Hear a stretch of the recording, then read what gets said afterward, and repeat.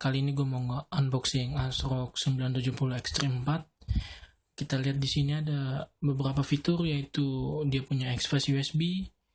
Dimana exFast USB ini adalah suatu software yang tentunya dimiliki oleh ASRock.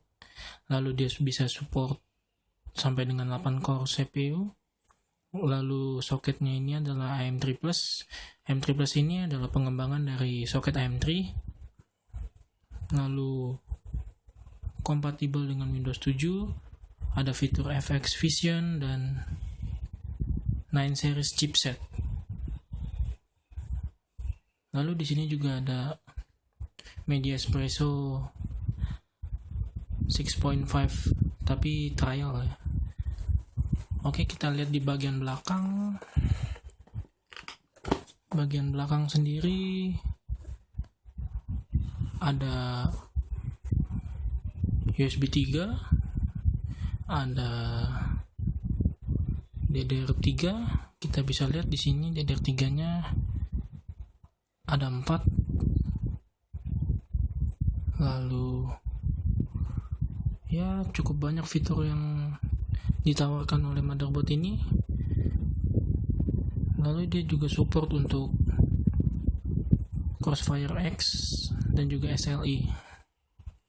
Di sini ada beberapa penghargaan dari Tom's Hardware. Kita bisa lihat ada beberapa untuk menunjukkan bahwa produk ini berkualitas bagus. Langsung saja kita buka kemasannya. Di dalam kemasannya kita langsung disambut oleh I/O shield. I/O shieldnya full color ya. Lalu ada kabel SATA. Ternyata ada kabel SATA, namun bentuk kabel SATA-nya agak berbeda. Oh, ini kabel SATA 3 ternyata. Semacam ya kabel SATA 3. Karena motherboard ini mengusung fitur SATA 3. Ada satu, lalu kita dapat lagi ada 2 kabel SATA yang diberikan cuma-cuma oleh ASRock. Lalu juga ada kabel jack 3,5 mm yang bisa kita gunakan untuk audio kita. Lalu ini apa ya? Coba kita buka.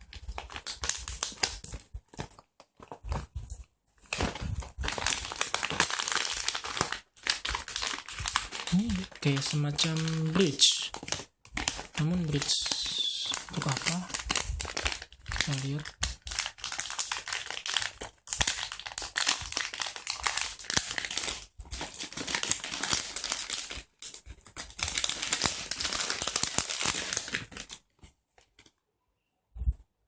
Oh, ini adalah SLI bridge.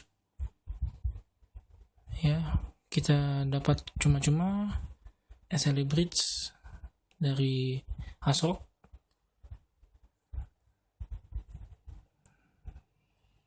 Ini bentuknya kaku ya, tidak seperti Crossfire bridge yang bentuknya lentur. Ya, masing-masing punya kelebihan.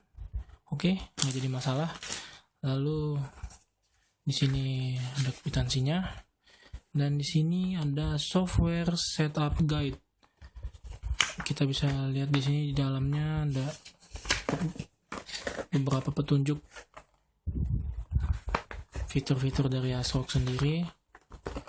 Lalu di sini ada ternyata ada selebaran promo dari ASRock sedang mengadakan event. Tentu saja bisa kalian ikuti dengan mengikuti syarat dan ketentuannya. Kayaknya menarik. Oke, di sini juga ada instalasi cepat, panduan instalasi cepat, dan juga ada CD drive-nya yang bisa kita pergunakan untuk menginstal motherboard ini. Lalu juga ada kartu garansi dari Astrindo sendiri. Astrindo sendiri merupakan distributor dari ASRock. Lalu dari Cooler Master, dan satu lagi apa ya waktu itu, kayaknya saya pernah ingat, ya sudahlah. Lalu juga ada buku petunjuk spesifikasi dari motherboard itu sendiri ya. Oke, kita langsung ke motherboardnya.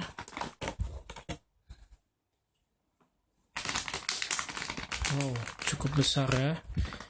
Perlu diketahui bahwa motherboard ini adalah tipe ATX. Jadi buat kalian-kalian yang punya casing mid tower mungkin bisa masuk, tapi ngepres ya.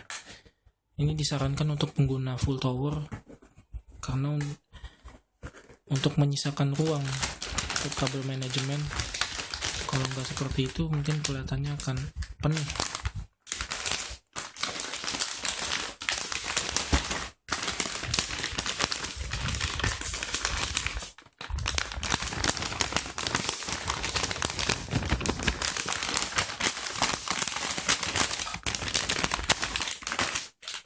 Oke, ini dia. Wow, penuh ya. Kita lihat di sini ada di bagian I/O-nya sendiri. Kita punya PS2 port,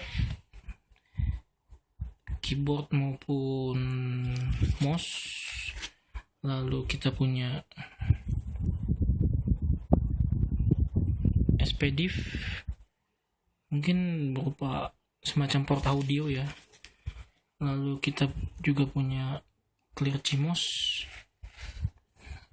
Lalu ada USB 2. Cukup banyak di sini USB 2-nya. Kurang lebih ada sekitar 4. Lalu untuk local area network-nya ada 1. Lalu untuk port eSATA-nya ada 1. Namun yang satu lagi saya tidak tahu ini yang bagian tengah apa. Dan yang warna biru ini adalah USB 3. Dan di sini kita punya RJ port ada 6. Jadi kita bisa menghubungkan dua speaker aktif sekaligus dalam waktu yang bersamaan, dan suaranya tidak akan terpecah ya. Lalu di sini juga kita bisa lihat di sini ada PCI Express yang cukup banyak. Ternyata ini bisa support sampai dengan 3 video card.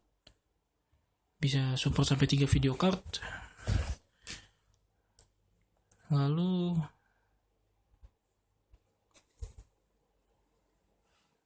di bagian sini ada untuk USB 2.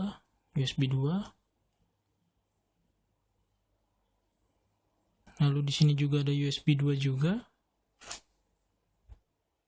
Lalu ini untuk ada casing fan, ada 2 buah. Lalu ini untuk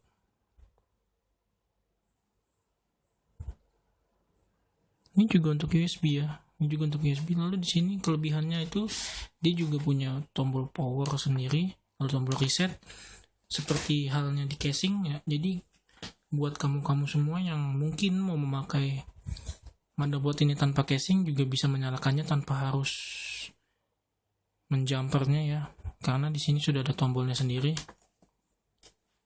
Cukup menarik. Lalu di sini ada panel-panelnya. Kita bisa lihat di sini ada panel-panelnya. Di sini ada panel speaker. Heatsinknya sendiri variatif ya, cukup bagus. Lalu ini seperti LED, ada lampunya ya. Katanya kalau nyala motherboardnya ini akan nyala juga, akan ada angkanya. Lalu di sini ada port SATA, ada sekitar 5 port SATA, 1 menghadap ke atas, 4 menghadap ke samping. Lalu di sini ada Power juga ya, ATX powernya. Di sini ada USB 3. Di sini ada USB 3 ya, port USB 3. Di sini ada casing fan juga. Ada casing fan. Lalu untuk DDR RAM-nya sendiri kita punya 4 slot. Kita bisa pakai semuanya, dan maksimal memori dari motherboard ini adalah 32 GB. Lalu ini memakai soket AM3 Plus ya, seperti yang kita lihat di sini AM3 Plus. Perbedaan antara AM3 dengan AM3 Plus adalah kalau AM3 dia terlihat mengelilingi, akan terlihat mengelilingi dia. Tapi kalau AM3 Plus hanya di sebelah sini saja. Mengapa? Mungkin kalau menurut gua, ketika si user memakai cooler vertikal alias kipasnya yang menghadap ke bawah, airflow-nya yang menghadap ke bawah, oleh karena tidak adanya pembatas yang mengelilingi sebelah sini dan sebelah sini, angin airflow-nya ini akan mengimbas kepada RAM sebagian, sehingga mungkin akan mendinginkan dan membantu juga dalam menjaga suhu RAM. Mungkin itu ya tujuannya ya, meskipun airflow yang akan kena ke RAM hanya sedikit, namun itu cukup membantu. Tapi itu untuk yang memakai cooler vertikal. Beda halnya kalau kita memakai cooler yang menghadap horizontal, kipas yang menghadap horizontal, apalagi yang memakai water block ya, tentu saja nggak ada anginnya, bukan? Lalu di sini juga kita ada chipset coolernya, ada 2, ada tulisan ASRock X Fast USB, cukup bagus. Lalu di sini juga ada, kita bisa lihat di sini ada 3 port, 1 CPU fan dengan 4 pin, sisanya dengan 3 pin. Lalu di sini tombol, di sini ATX 12 voltnya. Lalu ini sepertinya ini heatsink di sebelah sini cukup variatif ya. Mungkin ada fitur tambahan di sebelah sini yang sehingga pihak ASRock menaruh heatsink di sebelah sini, karena pada umumnya kan motherboard hanya menggunakan 2 heatsink chipset, sebelah sini dan sebelah sini. Namun saya baru lihat ada heatsink di sebelah sini, cukup bagus. Dan beberapa kapasitor yang diklaim bahwa kapasitor ini merupakan kapasitor yang solid dan buatan Jepang dengan kualitas yang sangat bagus. Oke, untuk sekedar info tambahan, di daerah Jakarta motherboard ini kalian bisa dapatkan dengan 1.100.000 ke atas. Ya, di daerah Jakarta. Mungkin untuk di daerah-daerah lain harganya bervariasi. Dan gue sangat menyarankan untuk kalian-kalian yang ingin merasakan motherboard yang kelas menengah namun memiliki power yang cukup bagus, ini dia ASRock 970 Extreme 4. Oke, terima kasih sudah menonton video saya. Jangan lupa subscribe channel saya, dan sampai ketemu lagi di unboxing selanjutnya.